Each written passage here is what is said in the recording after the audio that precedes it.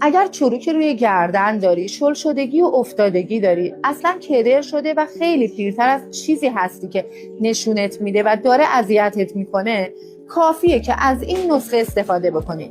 قوی ترین ترکیب جوانسازه، سخت ترین چین و چروک ها، بدترین شل شدگی ها و افتادگی رو رفع میکنه. باید ازش استفاده بکنی تا با چشمای خودت ببینی که از 60 سالگی میپری توی 20 سالگی. نیاز داری به بهدونه و نشاسته ذرت که قوی ترین کلاژن سازها هستن. یک قاشق غذاخوری بهدونه رو یک شب تا صبح میذاری کامل خیس بخوره. بعدش اون لعاب غلیظی که جا مونده رو با قاشق جمع کنی، میریزی توی ظرف.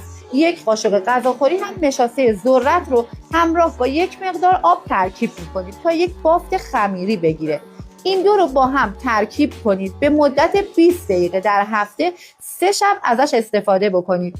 جوری پوست گردنت رو جوانسازی میکنه که هر کسی ببینه تعجب میکنه. اینقدر تونستی جوانسازی انجام بدی. قوی ترین کلاژن ساز، عمیق ترین چروک ها رو برطرف میکنه و شلی و افتادگی ها رو هم برطرف میکنه. حتما برای ترفندهای بیشتر پیجم رو فالو کن.